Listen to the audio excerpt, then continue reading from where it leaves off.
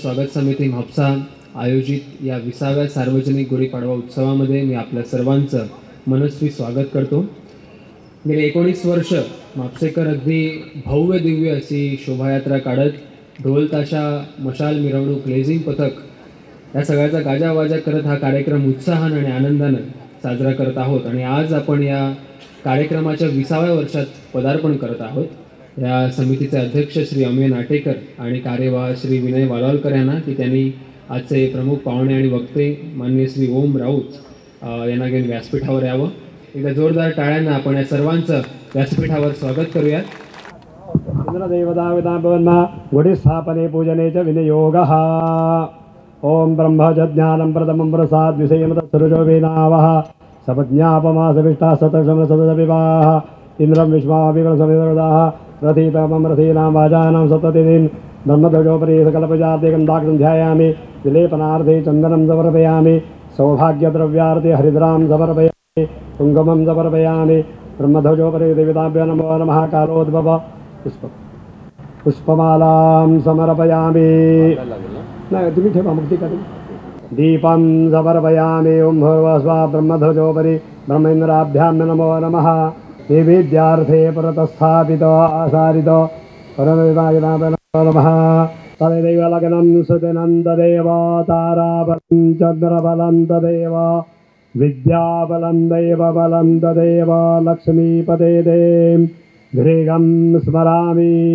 ॐ नर्यप्रजां मे गोपाय अमृतत्वाय जीवसे जाताञ्जनिष्यमाणाञ्च अमृते सत्ते प्रतिष्ठिताम्।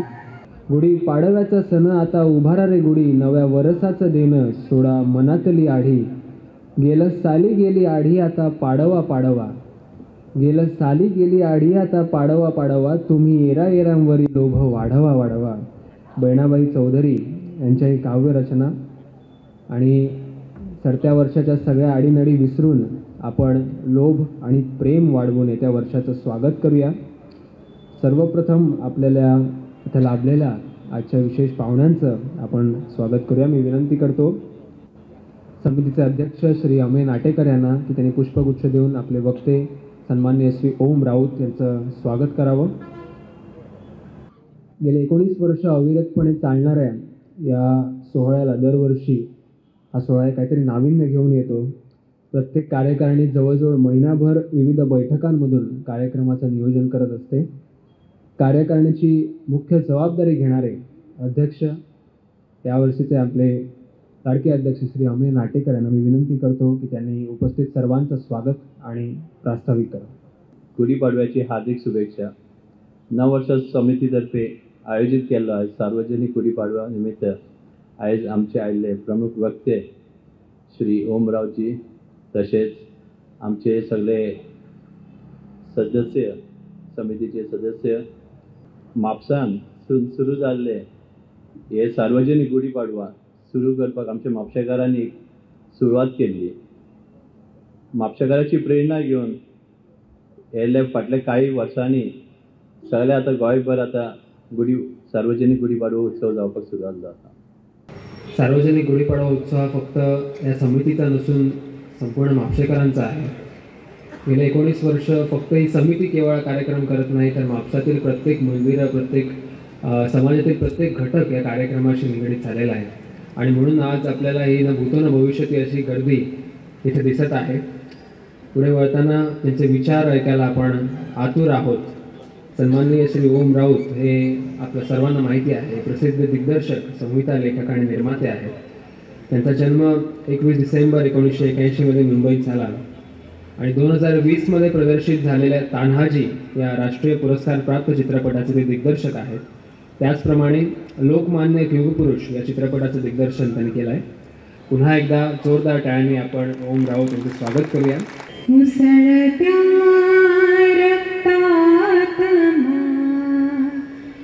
ज्वालामुखीचा दाह दे वादळाची देखती पण भान ध्येयाचे असू दे. उसळत्या रक्तात मान कीर्तीचे आकाश जेव्हा चंद्र ज्योतींनी झळाळे वादनाची लाटकी पायावरी ऊन लोळे. हात हा सोडू नको निर्मोहिता मज त्यात दे. जय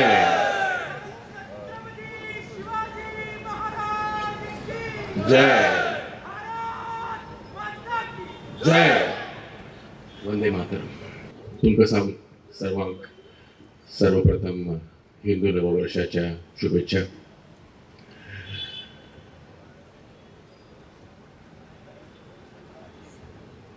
मंचावर विराजमान all the dignitaries. It is very difficult to come to Goa and not speak in Konkani. म्हाका कोंकणी उलोवपाक येता. हांव गोंयचो नातू आं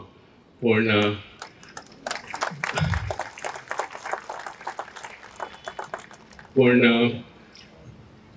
पब्लीक स्पीकिंग म्हाका कोंकणीत करपाक जायना. So I will recite to Marathi. मराठीत उलयता कारण काय आहे की भाषेचा कुठल्याही प्रकारचा अपमान करू नये असं म्हणतात आणि जर चुकून बोलताना म्हणजे काही जर चुका झाल्या कोकणी बोलताना तर त्याच्यामध्ये भाषेचा अपमान होईल आणि तो आपल्याला मान्य नाही. फारच प्रसन्न वातावरण आहे इकडे. म्हणजे मी इथे बसलो होतो आणि येताना देखील आम्ही प्रभात फेरीचं बघत होतो ज्या प्रकारे लोक ठेवून येत होते दिवे आणि आपली संस्कृती ज्या प्रकारे आपण नवीन ह्या नवभारतामध्ये ज्या प्रकारे पुढे करतो ते फारच उत्तम आहे बघायला. तुम्हाला सर्वांना कदाचित कल्पना नसेल पण आमच्याकडे मुंबईत देखील अशाच प्रकारची प्रभात फेरी होते आणि अशा प्रभात फेरीमध्ये आम्ही देखील सगळेजण समाविष्ट होतो. पण आमच्याकडे थोडी उशिरा होते. एवढे सकाळी लवकर होत नाही. पण आपल्याकडे इथे गोव्यामध्ये म्हापशामध्ये ज्या प्रकारे याचं आयोजन केलेलं आहे नववर्ष स्वागत समितीने ते खरंच खूप मोठं आहे आणि खूप योगदान 20 वर्ष संजयजी 20 वर्ष ह्या प्रकारचा कार्यक्रम करत आहात, हे फार मोठी गोष्ट आहे. मला खरं सांगायचं तर विषय दिला होता बोलायला की भारताचे पुनर्जागरण, पण खरं सांगायचं तर हेच पुनर्जागरण आहे. आता ह्याच्यावरती वेगळं काय बोलायचं? पुनर्जागरण ह्या शब्दाचा अर्थ आपण ज्याला रेनिसान्स असा म्हणू शकतो. रेनिसान्स फ्रेंच शब्दावरून याची उत्पत्ती होते. रेनिसान्सचा अर्थ फ्रेंच मध्ये म्हणजे रिबर्थ, पुनर्जन्म आपण म्हणू शकतो, पण आपण आपल्या संस्कृतीमध्ये त्याला पुनर्जागरण असं म्हणतो. हा शब्दाची उत्पत्ती का झाली? कारण 14व्या शतकामध्ये पहिल्यांदा रेनिसान्स ही कॉन्सेप्ट आपल्याकडे जन्माला आली, युरोपमध्ये जन्माला आली, जिथे इटालियन आर्टिस्ट जे होते त्या लोकांनी ग्रीक आणि रोमन कल्चरचं रिप्रेझेंटेशन पुन्हा एकदा वेगळ्या पद्धतीने करायला सुरुवात केली. त्यासाठी त्यांनी वेगवेगळी नवीन टेक्नॉलॉजी, म्हणजे आज देखील आपण तिकडची जर प्रार्थना स्थळं बघितली तर त्याच्यावरती ज्या प्रकारचे त्यांनी आर्टवर्क करून ठेवलेलं आहे, म्हणजे पिकासोपासून ह्या सर्व लोकांनी ज्या प्रकारचं आर्टवर्क करून ठेवलंय ते फार नेत्रदीप्य आहे, ते फार सुंदर आर्टवर्क आहे. हे आर्टवर्क 14व्या शतकात पहिल्यांदा सुरू झालं. 14वं शतक, 15वं शतक आणि 16वं शतक, ह्या 3 शतकांमध्ये रेनिसान्स पिरियड, युरोपियन रेनिसान्स ज्याला आपण म्हणतो, त्यांचं पुनर्जागरण हे झालं. त्या काळामध्ये आपल्याकडे राजा राममोहन राय यांनी देखील खूप काम केलं आणि त्याला इंडियन रेनिसान्स असं म्हटलं जातं. आता हे करताना त्यांनी सायन्स आणि टेक्नॉलॉजीचा भयंकर जास्ती वापर केला. त्या काळामध्ये उपलब्ध असलेले जी कलर्स, जे त्यांची जी रंगसंगती होती, त्याची जी टेक्नॉलॉजी होती, ते रंग त्यांनी इतक्या सुंदर प्रकारे त्याचा सायन्सचा वापर करून त्यांची आर्ट त्यांनी दाखवली, त्यांची कला त्यांनी दाखवली की ते रंग आज देखील आपल्याला तसेच दिसतात. मला सांगावं असं वाटतं की भारत आज ज्या आपण आपल्या एका खूप महत्वाच्या टप्प्यावरती येऊन पोहोचलेलो आहोत, की आज आपल्याकडे अशी प्रचंड सुंदर तरुण शक्ती आहे. म्हणजे लक्षात घ्या की हे जे सगळे लोक बसले ते सगळे तरुण आहेत.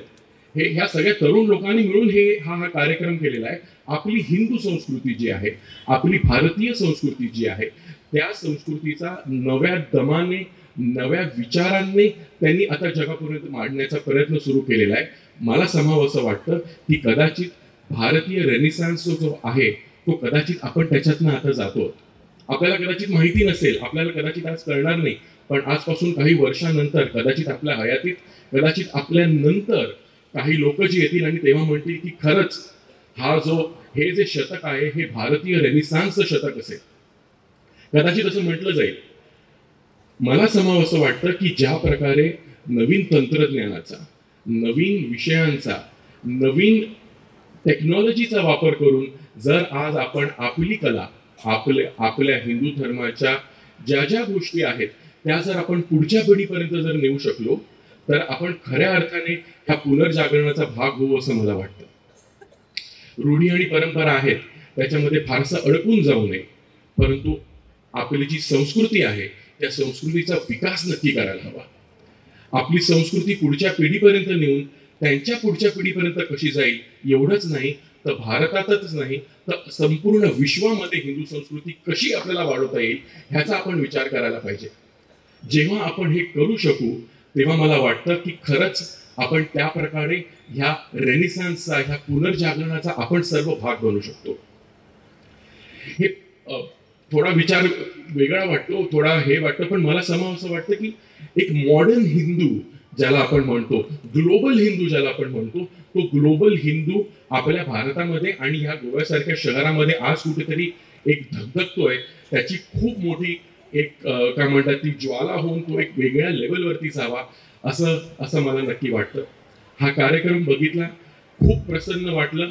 ज्या प्रकारे ह्या दिवसाची सुरुवात झालेली आहे, आपल्या चैत्रातल्या पहिल्या दिवसाची, हिंदू नववर्षाची सुरुवात ज्या प्रकारे आज झालेली आहे ती फारच सुंदर झालेली आहे. गुढी देखील आम्ही उभारलेला आहे. पण मी तुम्हाला सर्वांना पुन्हा एकदा नववर्षाच्या शुभेच्छा देतो आणि अशीच आपली सर्वांची प्रगती होत राहो, हिंदू धर्माची प्रगती होत राहो अशी आशा व्यक्त करतो. जय हिंद, वंदे मातरम.